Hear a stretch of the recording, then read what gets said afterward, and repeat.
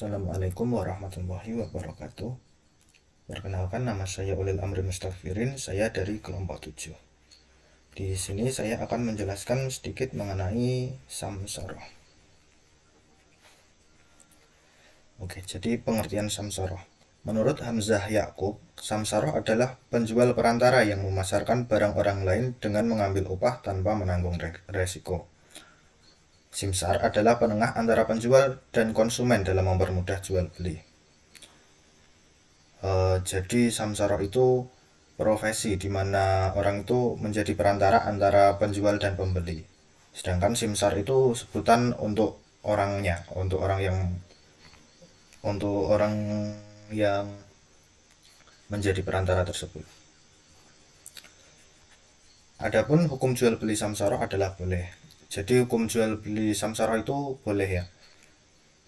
Sesuai pada hadis Nabi Muhammad yang dirawi pada hadis Sunan Ibnu Majah nomor 2136. Di hadis ini tuh Nabi Muhammad mentakrir samsaroh itu. Terus umumnya akad yang digunakan dalam jual beli samsaroh itu adalah akad ijaroh. Akad ijaroh itu akad jual beli manfaat. Biasanya yang dijual beli itu antara jasa atau manfaat barang gitu.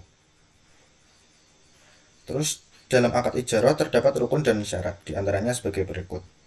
Yang pertama, yang berakad dua orang atau pihak subjek terdiri dari dua orang, yaitu orang yang menyewakan atau memberi upah disebut mukjir, dan orang yang menyewa sesuatu atau menerima upah karena melakukan sesuatu disebut mustajir.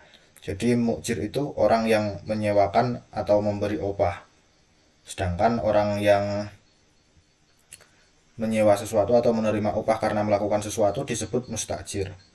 Terus yang kedua, rukun ijarah yang kedua sigot atau ijab kabul, perjanjian gitu, perjanjian antara yang menyewa dengan yang disewa. Yang ketiga, ujrah atau upah. Jadi dalam ijarah itu upah itu masuk ke dalam rukun. Terus yang keempat, objek, dapat berupa benda ataupun jasa. Terus syarat sah perjanjian atau akad ijarah. Yang pertama, yang melakukan akad ijarah itu berakal, dalam arti dia sehat atau sudah balik gitu, sudah tamyiz. Terus yang kedua, keridhaan kedua belah pihak, jadi harus ada kerelaan antara kedua belah pihak.